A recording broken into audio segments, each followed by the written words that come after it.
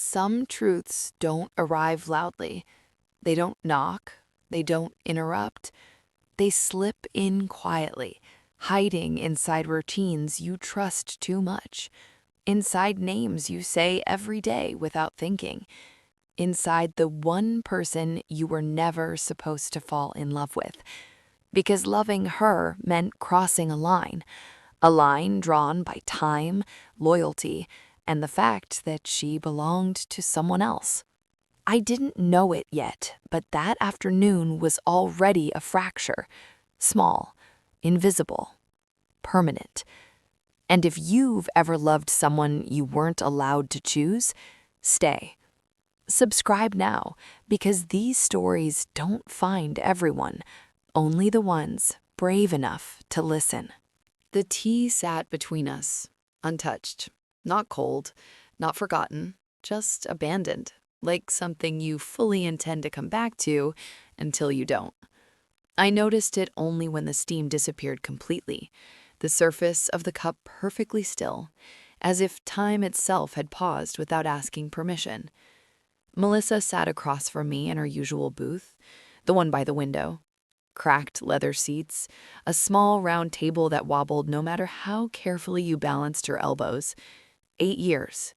8 years of Thursday afternoons, of shared pastries neither of us actually liked, of her ordering my drink before I opened my mouth. She leaned back against the window, one knee pulled neatly under her coat, ankle crossed with practiced ease. The glass reflected part of her face, splitting her expression in two. The Melissa the world saw, and the Melissa I knew. She wore what she always wore.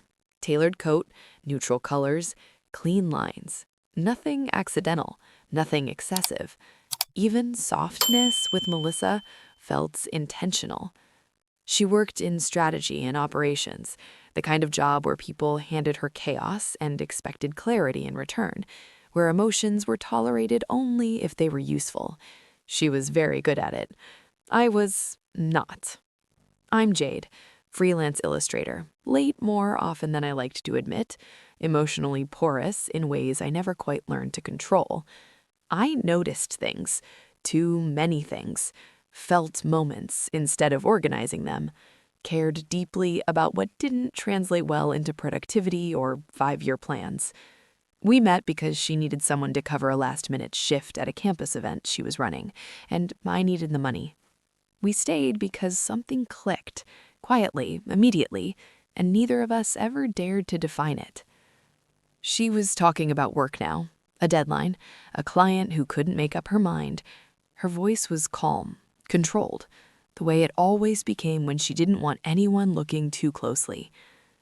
"And my sister asked about you," she added, absently stirring her tea even though she still hadn't taken a sip. "I'll come by this weekend. Tell her not to make that pasta thing again. I still haven't forgiven her." Melissa's lips curved slightly, but her eyes didn't follow. She tucked a loose strand of hair behind her ear, a nervous habit she'd had since college, one she never noticed anymore. Something passed over her face then, brief, contained, gone before I could name it. "Good," she said quietly. "She'll be happy." The silence that followed wasn't awkward. It was familiar. And that was the problem. The waitress stopped by, asked if we wanted anything else. Melissa shook her head without looking up. I nodded without thinking. When we were alone again, the air felt heavier, like something unseen had entered the space between us and decided to stay. "I might be working late this weekend," Melissa said casually, eyes fixed on the street outside, not looking at me. "Again?" I asked, forcing lightness into my voice. She shrugged. "It's temporary." It always was. Melissa didn't fidget, didn't ramble, but when something mattered too much, her voice softened, as if raising it might wake something dangerous. "You ever feel like—" She started, then stopped. I waited. She rarely stopped mid-sentence. "Like you've built a life that looks right, but doesn't quite fit anymore." The question landed somewhere deep and tender. "Yes," I said, too quickly. Her shoulders dropped just slightly, like she'd been bracing for a different answer. I think about that a lot, more than I should. The air shifted. There it was, that thing. The thing we always circled, the thing we never touched. I wanted to ask what she meant. I wanted to ask if she meant us. I wanted to say her name like a confession instead of a habit. Instead, I reached for my cup, burned my fingers, welcomed the pain, grateful for something I could explain. Melissa noticed immediately. Of course she did. Jade, something softly. You okay? I nodded. I always did. Outside, the city kept moving. Cars passed, people laughed. Someone across the street kissed goodbye. Life continued completely unaware of the moment sitting between us. Some truths don't arrive dramatically. They don't beg to be spoken. They wait. They sit across from you in a small cafe booth, wearing a familiar face, pretending to be just another Thursday afternoon. And the worst part is, we both knew, but neither of us understood yet how much it would cost us to keep pretending we didn't. That night, my phone would light up with a message from Melissa. One she would type, delete, and almost send. The first thing that changed wasn't the silence. It was the space. Melissa still texted, still showed up, still smiled the same way, but something subtle had shifted, like furniture moved in the dark, familiar but wrong enough to make you stumble. She canceled our next Thursday. Work ran late. Rain check? No apology emoji, no alternative date. I told myself not to read into it. I read into it anyway. By the following week, our coffee turned into a rushed 15 minutes between meetings. No pastries, no lingering. Melissa checked her watch twice. You okay? I asked, trying to sound casual. Just busy, she replied. This quarter's intense. Temporary. Always temporary. But when she stood to leave, she hesitated, like she wanted to say something else. Her fingers brushed my sleeve, then pulled back quickly, as if the contact surprised her. I'll call you later, she said. She didn't. That night, my phone buzzed at 2:11 a.m., a message from Melissa. 3 dots appeared, disappeared, appeared again, then nothing.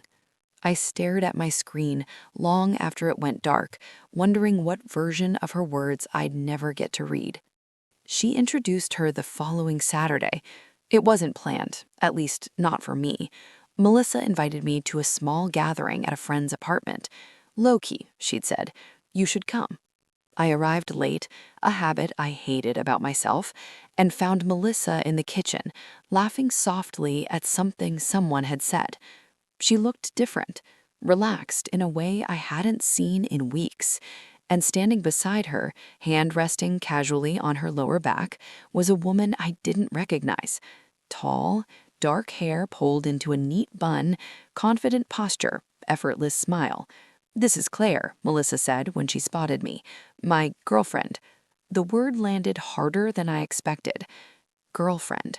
Oh, hi, I said. Claire smiled warmly. I've heard so much about you. That made my chest tighten. Had you? Melissa's hand stayed where it was, familiar, possessive, undeniable. Something inside me recalibrated. Of course she had a girlfriend. Of course there was someone else. Of course the space between us hadn't been empty. It had been filling with someone I hadn't known to imagine. Claire worked in consulting, traveled often, spoke easily, laughed at the right moments. They made sense. That was the worst part. I watched them from across the room, cataloging details I didn't want to notice. The way Claire leaned in when Melissa spoke, the way Melissa's voice softened, the same softness I thought belonged to me. When Claire stepped away to grab drinks, Melissa approached me. You okay? She asked. I nodded, reflex. I didn't know you were seeing someone, I added, keeping my voice neutral. Her jaw tightened, just slightly. It's new, she said. I meant to tell you. I waited for more. It didn't come. I'm glad, I lied. She seems great. Melissa studied my face, searching for something I wasn't ready to offer. Yeah, she said quietly. She is. After that, the distance became official. Texts shortened, plans tentative. Our Thursdays quietly disappeared. When we did meet, Claire's presence hovered, not always physically, but unmistakably. Melissa mentioned her casually, carefully, as if testing my reaction each time. She's in Chicago this week. She hates cilantro. She thinks you'd like that new exhibit. Each comment landed like a small bruise. I told myself this was what friendship looked like when it grew up, when boundaries clarified, when assumptions dissolved.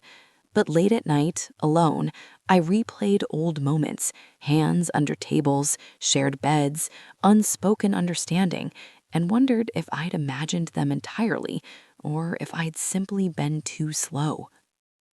The almost confession happened on a night that felt ordinary. We were walking home from a work event, just us for once.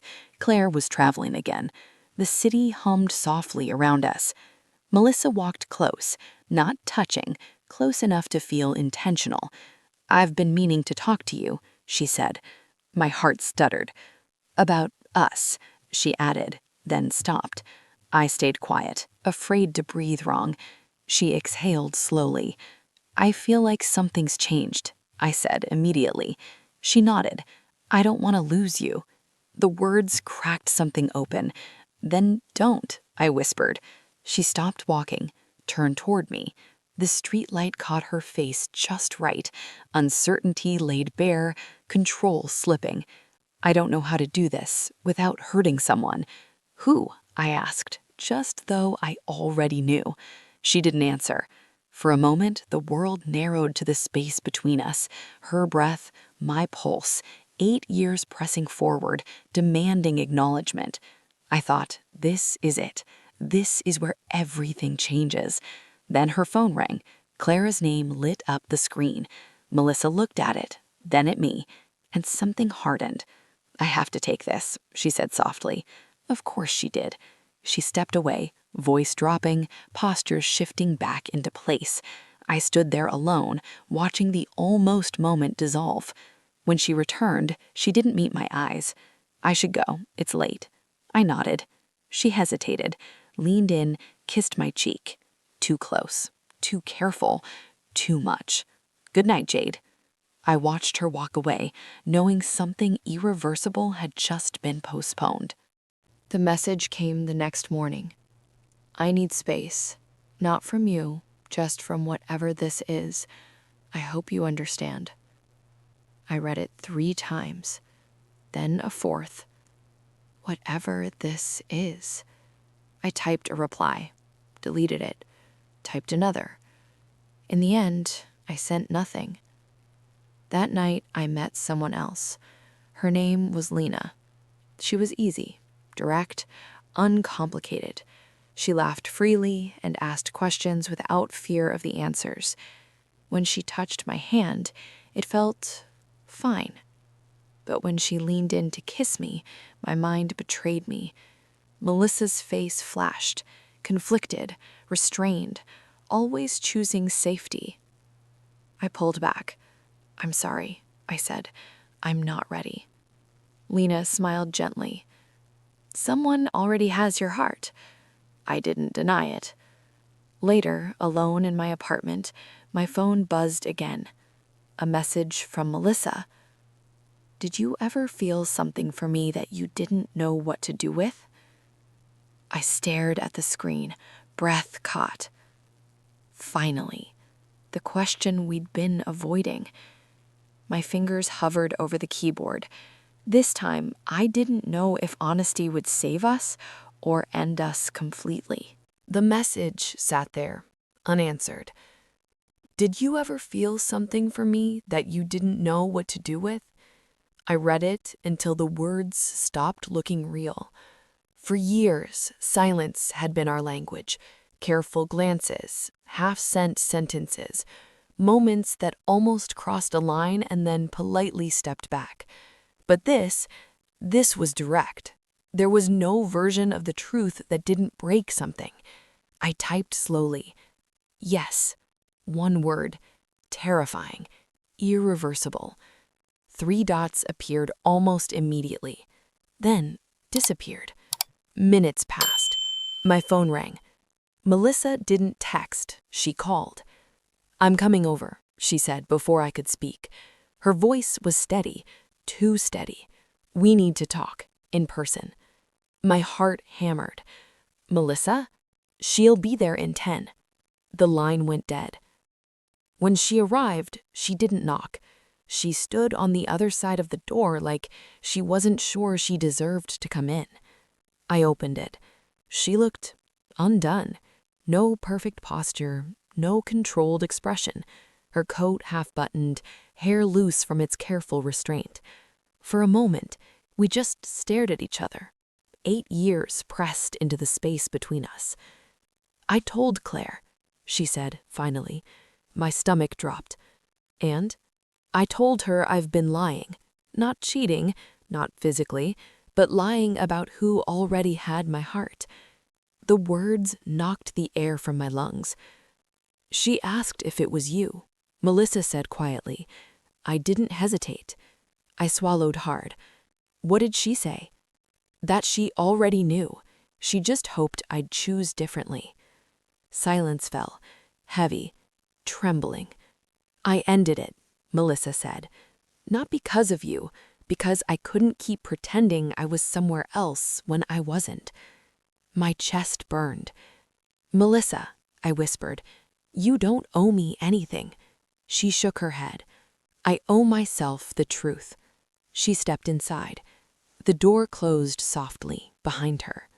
"I need to say this," I said, before fear could stop me, "because if I don't, I'll regret it for the rest of my life." She nodded. "Okay." "I've loved you," I said. The words felt dangerous and right all at once. Not suddenly, not dramatically, slowly, quietly, in ways I convinced myself didn't count. Her breath caught. I told myself it was friendship, that it was safe, that wanting you didn't mean anything if I never acted on it. My voice shook.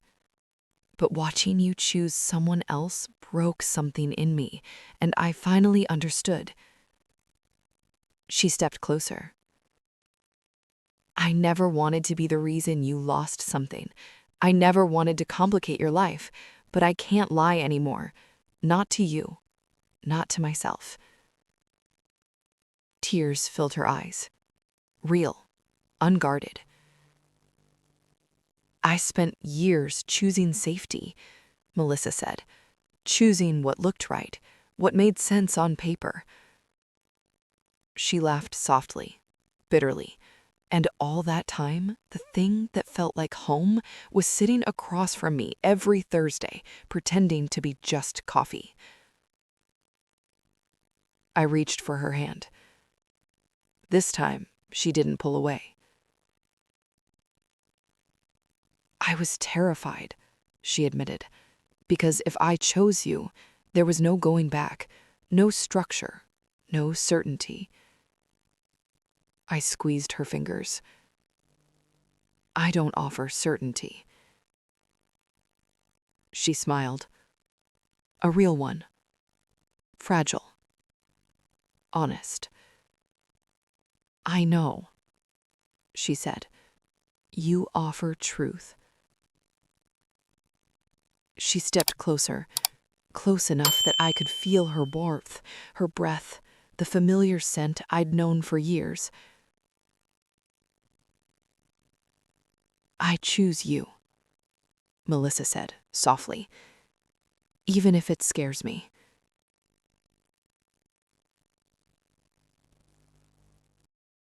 The words settled into my chest like something finally clicking into place. I didn't think. I didn't hesitate. I kissed her. It wasn't rushed. It wasn't careful. It was years of restraint breaking open. Her hands came up to my face, firm, grounding, like she needed to be sure I was real. My fingers tangled in her coat, pulling her closer. The kiss deepened, slow, intentional, undeniable. Her breath hitched against my mouth. When she pulled back, her forehead rested against mine. "I've wanted this," she whispered, "for so long." "So have I breathed. She kissed me again, this time with certainty, with choice, with the weight of everything we'd survived to get here. The world outside didn't matter. The years of silence didn't vanish, but they made sense now. We broke apart only when we had to breathe. She laughed softly, almost disbelieving. "We're really doing this?" "Yes," I said, "we are." She leaned in, kissing my cheek, my jaw, slow and reverent, like she was memorizing me anew. "I don't want to hide anymore," she said. "Not with you."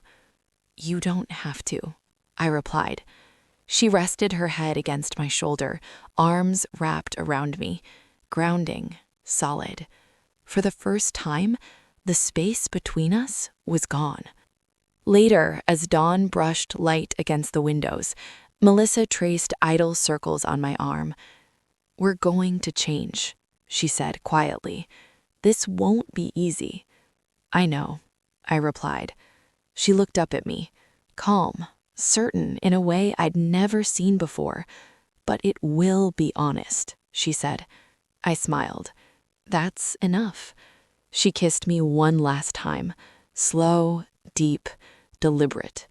Not as a question, as a choice.